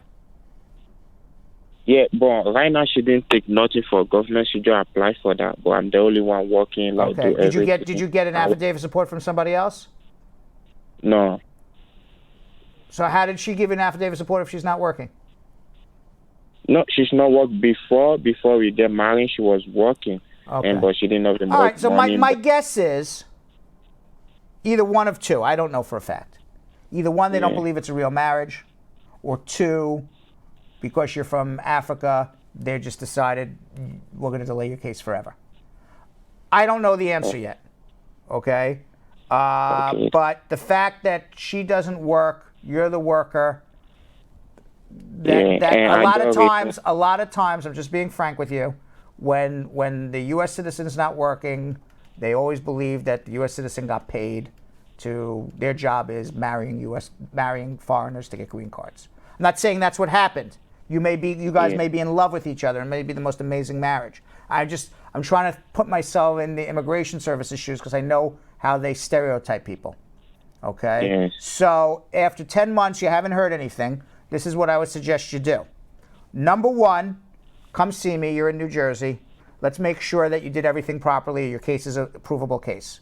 If it is an approvable case, we file a mandamus. Okay, hold on one second. Let's go to Deanna in Waltham, Massachusetts. Deanna, hello. How are you? I'm good. Brother, I have a few questions, and also I would just want to thank you for the good work you are doing with your team.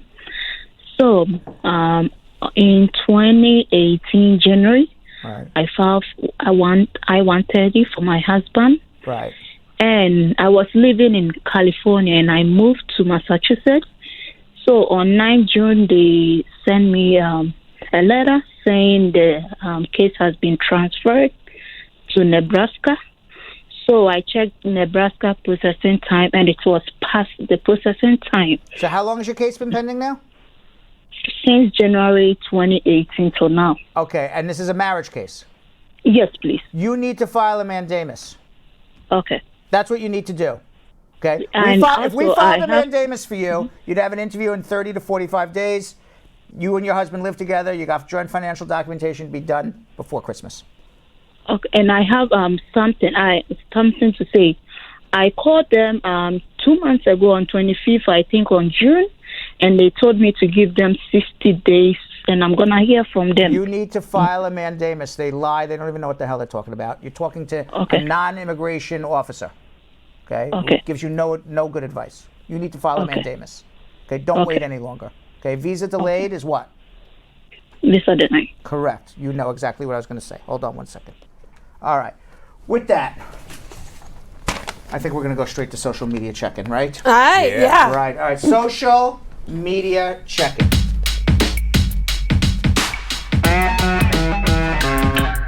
Right?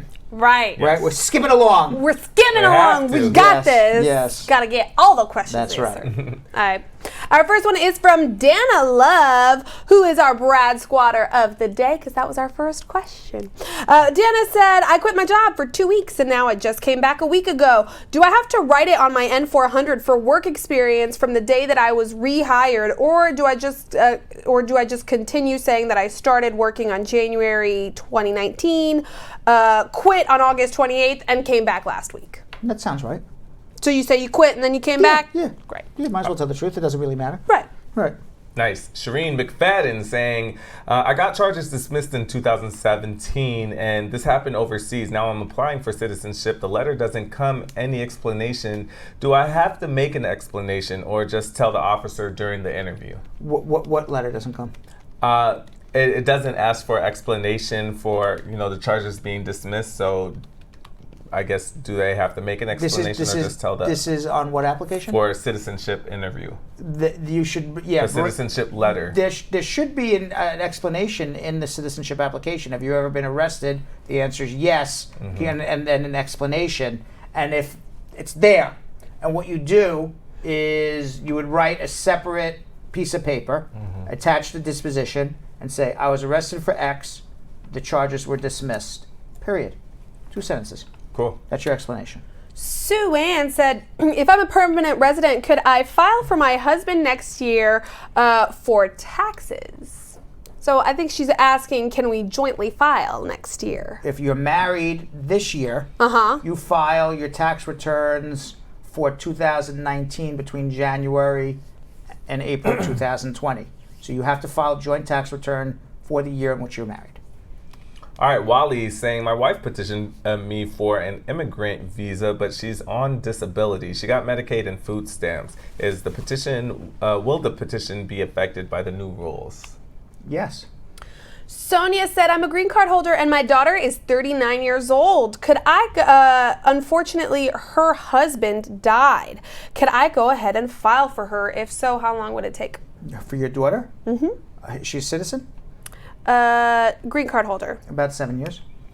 Okay, Marge Higgs is asking for a friend. What do you submit when you're renewing your combo card? She got it through VAWA. When you're submitting an I-765 and an I-131 and a copy of your last approvals. Derek says, my wife is under 21 and I'm a U.S. citizen. It's been 125 days. How long do I need to wait? My service was in Texas on May 23rd. I submitted the I-130 and how much longer do I need to wait? It's at the Texas Service Center. Wait for what? So he submitted the I-130 125 days ago and has not yet heard anything for his under 21-year-old wife. Where is this wife? This we do not know. You'll probably wait about a year if she's out of the country. If she's in the country, you're doing your whole case wrong. And the fact that she's over 21 or under 21 doesn't matter, but hopefully she's above 18. Right. When should he get a receipt for it? He should have gotten a receipt already. Okay. Alina S. saying, is it going to be a problem if I filed for asylum in 2015, got married to a U.S. citizen, and filed for the I-485 and never withdrew the asylum? You have to. Yes, it's a problem. You got to withdraw the asylum. Okay. Now she wants to apply for VAWA. Who wants to apply for VAWA? Alina. Yes, you can apply for VAWA, but you need to withdraw the asylum, and we have to hope that VAWA is extended. Right. DJ Killa Buzz said, what's the next step after filing an I-601 waiver, meaning, and how often? The next step after is it gets approved. After it gets approved is what the... Is it an I-601 or an I-601A? It just says I-601 waiver. Well, if it's an I-601 waiver, that means you've gone through the whole process. You got denied. They asked for a waiver. It's approved. Guess what? You have a green card. If it's an I-601A, that's the provisional waiver. Now you still got a process to go home and come back. Favor saying, I filed for asylum and withholding of removal with genuine reasons after 4 years. Can I also file for VAWA because my U.S. wife abused me and we're getting a divorce in a couple of weeks? As long as VAWA is extended, yes.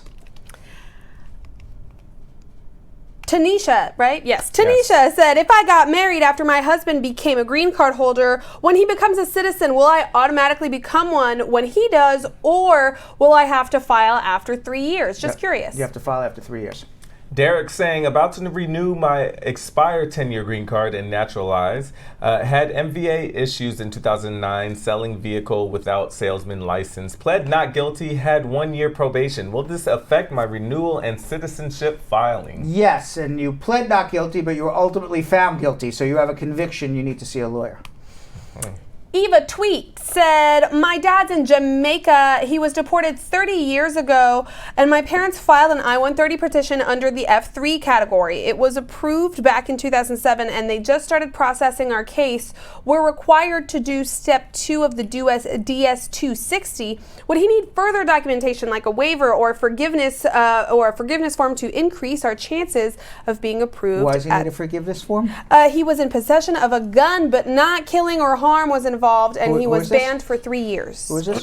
Dad, who's currently in Jamaica and was deported 30 years ago. And who's filing? They're filing for Dad, who was deported 30 years ago? He's filing for Dad, yeah. Oh, you need a whole bunch of waivers, and I don't know if he'll ever come back. We need to see all these convictions and why he was deported. Okay. All right, it's not that simple. Okay. AJ is saying, Brad, is the following enough evidence for an I-751? Joint car lease, joint house mortgage and bills, joint auto insurance, joint bank account, and tax pics together on vacations, or should I add more?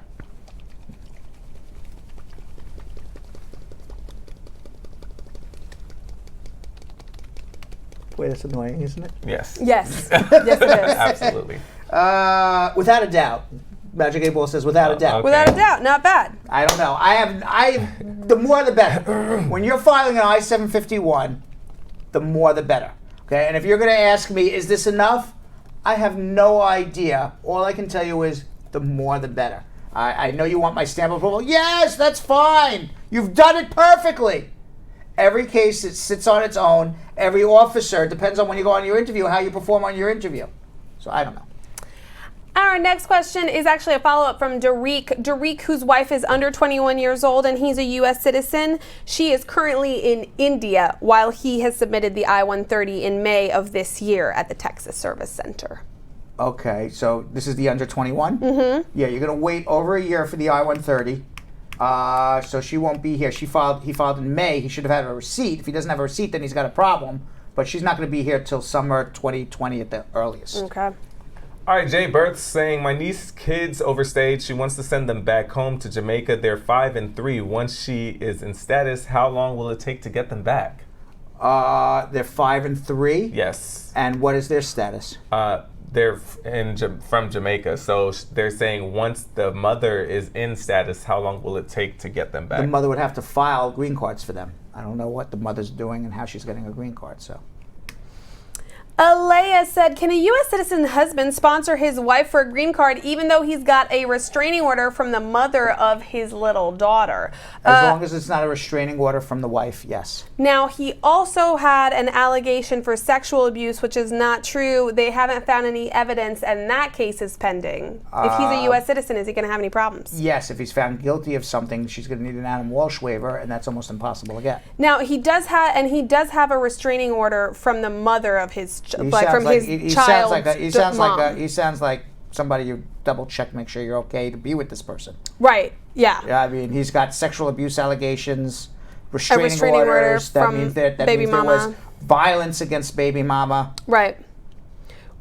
So I'm assuming immigration would take a closer peek at that. The U.S. citizen could have all the convictions in the world. The only conviction a U.S. citizen can't have is sexual abuse. Okay. Okay. And now he has that charge against him. Yeah. All right, Ken Kibet saying, wow, a question for the ultimate super god, Brad. Where? Where's the? I'm no super god. Damn, y'all. Does that make us his disciples? No, I'm not. Are we apostles? No. I think no. no. Okay. I would look good with a halo, though. No, I'm just a chubby human with a fat brain. Look at the big brain on Brad. Yes. All right. So, does hardship, for example, having an expired work permit, help in family court with things like child support? Please elaborate such a situation. Wait, what kind of hardship? An expired work permit. If you have a child, you're going to pay child support. End of story.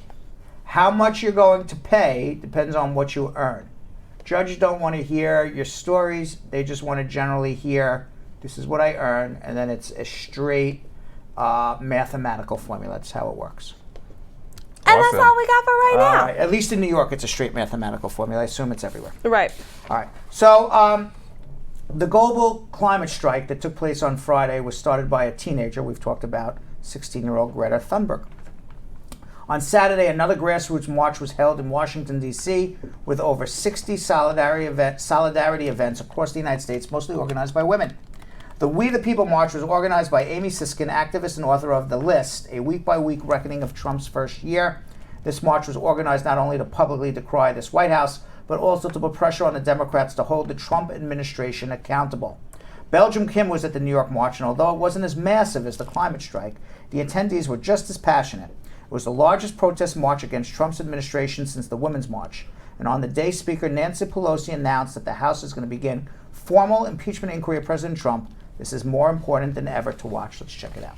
Hey Brad Squad, today I'm coming at you from the Manhattan branch of the We the People March. The DC March is expected to get 100,000 people today, and New York showed up with hundreds of marchers marching from Columbus Circle to Rockefeller Center right in front of the Fox News building. There are over 65 marches occurring worldwide, not just in the US, but Mexico, Italy, Thailand, Germany, France, London, absolutely everywhere is participating in the We the People Solidarity Marches. It was started by Amy Siskin, author of The List, a week-by-week reckoning of Trump's first year. The book is a compilation of weekly lists that she took of what she considered not normal events during Trump's first year in office, everything from the separation of children to its rollback of environmental protections. Feeling that she's not the only one frustrated with the administration, Amy organized the We the People March with the mission statement to remind Congress that they work for us, the people, and not the president or corporate influencers. Come with me as I check it all out, and feel free to leave your comments below. Hey, hey, ho, ho. Donald Trump has got to go. Hey, hey, ho, ho. Donald Trump has got to go. Shame on Fox. Shame on Fox. Shame on Fox. Shame on Fox. Shame on Fox. Tell me, why are you guys marching here today? We've had enough. This administration has broken the law all over the place, and we are tired of the destruction of democracy, and we want to claim it back. We're very concerned about people who are treated, how immigrants are treated, the unwelcomeness, the violation of the law, the continued violation of the law, the telling of falsehoods, and not responsibility. I'm here because everything that is happening right now is ridiculous, and we all have to make our voices heard to change the situation. I'm here with Adrienne McCord, who actually organized the New York Solidarity March of We the People. Is that right, Adrienne? That's right. Why was it important to create this Solidarity March in New York? For me, it was important because I wanted to make sure that we had a standing. Because as you know, a lot of times we come to these protests and we're already amongst community. We know what we need to be doing. But we need to kind of support one another and kind of give ourselves virtual hugs and supportive hugs and make sure that the administration absolutely knows we will not stand for this. We do not accept this kind of inhumane and lacking in compassion policies that we have going on today. The mission statement of this movement was left intentionally vague so that people could truly march for whatever they wanted. What were you marching for today? For me today, I marched for every single person in a cage, and not just the kids in the cage. I care about the grown men in a cage and the women in a cage. It's every single human being who decided they needed to fight for their life, and they came asking for help. I want them to know, even though our representatives don't listen to them, we love them, we care about them, and we're here for them. What most saddens or frustrates or angers you about the immigration rhetoric in this country? The pain that they're causing these people. It's with the DACA recipients. They're breaking the law on that. They're frightening people. It's intentional to hurt people and to make us get tired and leave. We are not leaving. We are not stopping. We're taking this to November 2020. It's all based on lies and fear and ignorance. I get really sad that there are people who are living their lives in constant fear of their safety. I feel very strongly. I don't like it, and I wish people would open their eyes and see what is going on. Because those people are fleeing from hardship and they have no jobs, they have no homes. They're trying to make a better life. His building was built by immigrants. Unbelievable that I have lived so long to see something like this. You know, my favorite expression is we don't need to think alike to love alike. And I think that's the case. If you would show people, for instance, how many people show up for their appointments? Oh, they never show up. The majority show up for their appointments. They want to do things legally. And then when they are legally able to pay taxes, of course they do. And they're not even getting benefits back from that. So I think what I would like is that to kind of change the conception and for people to be aware that investing in immigration policy and investing in our neighbors who are in distress is the best way to go. If that camera is Donald Trump today, what do you say to him? You really don't want me to tell you. What's your message to Congress and Donald Trump today? To Congress, it's do your job, impeach now, enforce the laws, hold these people who are refusing to testify in contempt. Nancy Pelosi, Jerry Nadler, we really want you to step up. 83 years, and I have never in my life seen anything like this president. And if I may say, he's a white racist Nazi. I'm sorry to say it, but that's what he is. I remember when his father, Fred, was marching with the KKK in Queens. Leave. Leave now. You've done damage to our country that may be irreparable. Leave now. You've seen firsthand how grassroots movements can turn into real change in this country. Do you feel like the movements that are happening right now around the country are going to affect policy, are going to bring about real change? I hope and pray so. People have to wake up and realize this is your country. I'm an idealist, so I'm hopeful. And also because I think that, you know, behind idealism, you need to have practical purpose and policy. When we take the time to peacefully and patiently explain to people who don't understand or who disagree the benefits and the cause and effect of this hatred, then I'm hoping it would work. There's some people you can't talk to ever, but there's a lot of wonderful things happening, and I'd like to promote that. What's your American dream? To see everybody live in peace and harmony. Period. I mean, I'm 83 years old. It was never like this. People helped each other. People were not divided against each other. So I have been here a long, long time. And I hope and pray that when my grandson grows, he's 16 years old, he comes into a better world. That's why these young people are out here fighting. What's your American dream? I don't know if I have one for me, but I'd like to see us get through this period and forge a better path going forward. My American dream is that everybody realizes America is their dream. We are the people. We are the people. You are the people. You are the people. And even the people, our neighbors who aren't allowed in yet, they are we the people too.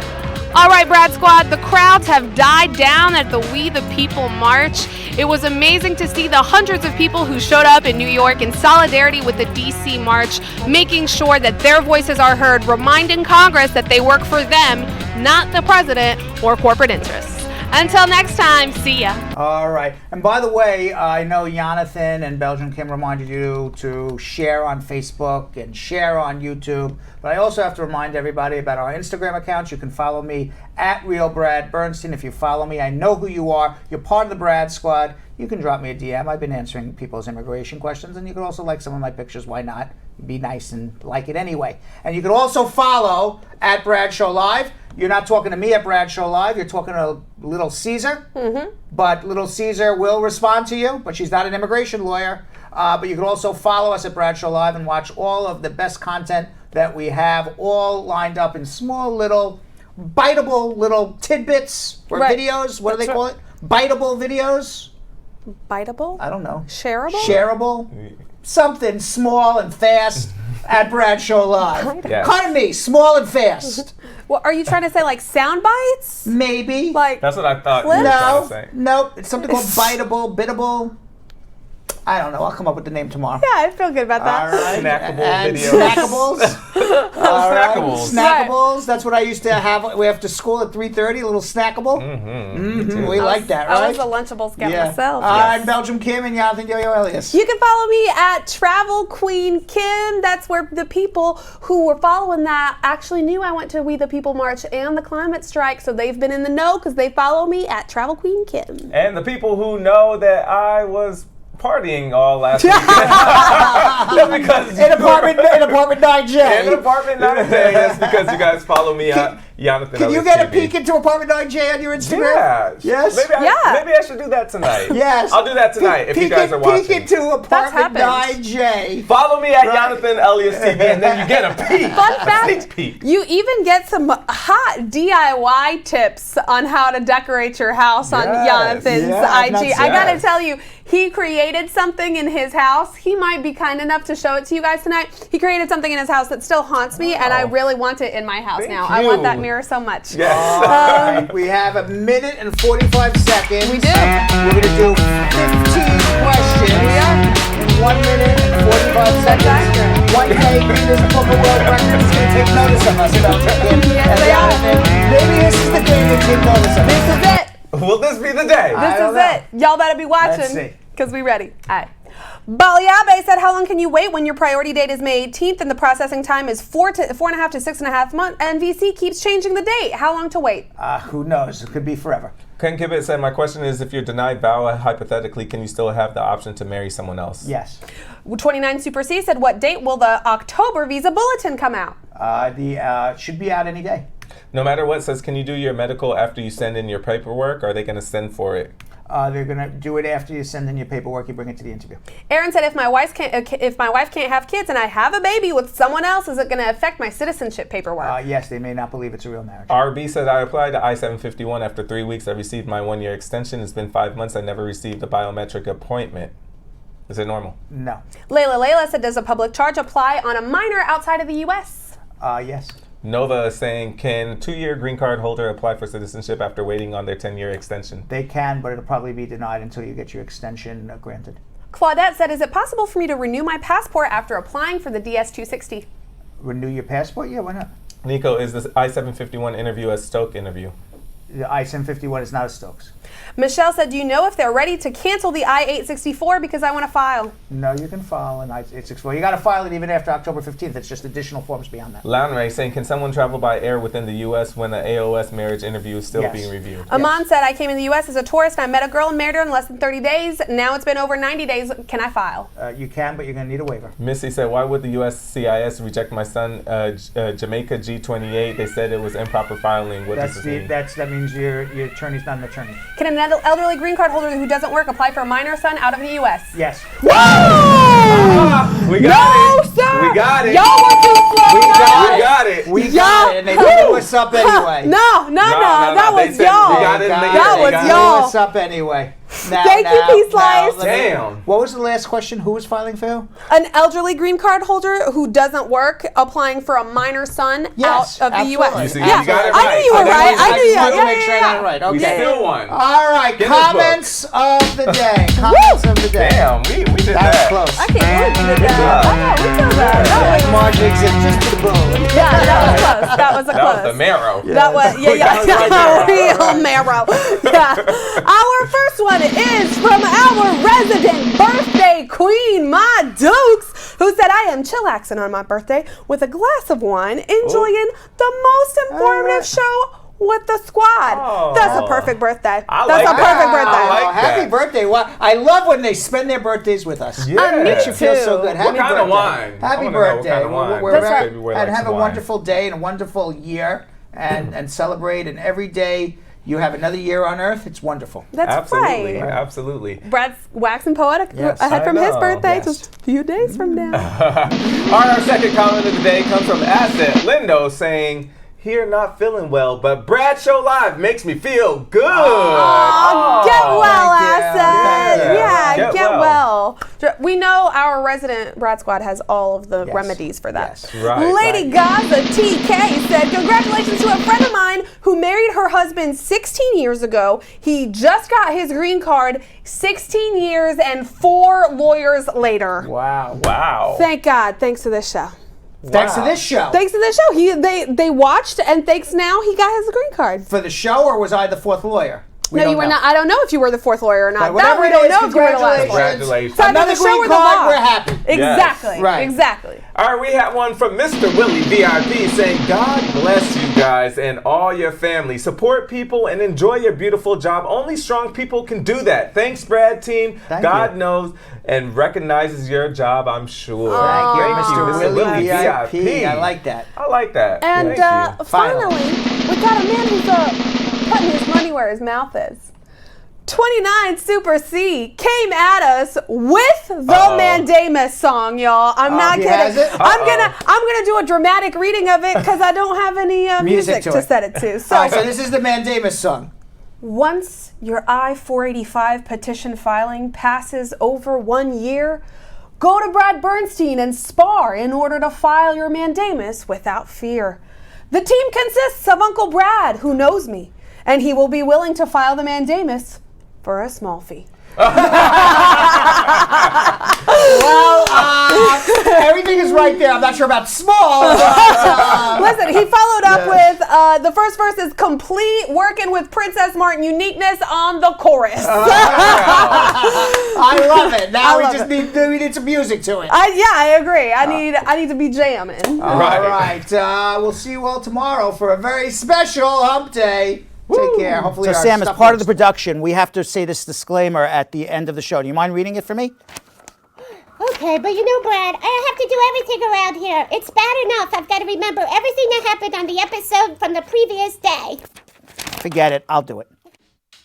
The proceeding was information only and not specific legal advice. Consult an attorney about your individual situation. Prior successful results do not guarantee a similar outcome in the future. To make an appointment with the Spar and Bernstein law firm located at 225 Broadway in New York City, call 1-800-529-5465. That's 1-800-529-5465. Easy to remember, 1-800-LAW-LINK. That's 1-800-LAWLINK. Once again, make a call to 1-800-529-5465. And of course, link up with the law offices of Spar and Bernstein, located at 225 Broadway on the 5th floor. If I were you out there, make the call, make the link, make the connection, make it Spar and Bernstein. 1-800-LAWLINK. That's 1-800-529-5465. And now, conveniently located in Hartford, Connecticut on 1 Congress Street. Visit us in Connecticut or in New York at 225 Broadway. That's 1-800-529-5465. 1-800-LAW-LINK. 1-800-529-5465.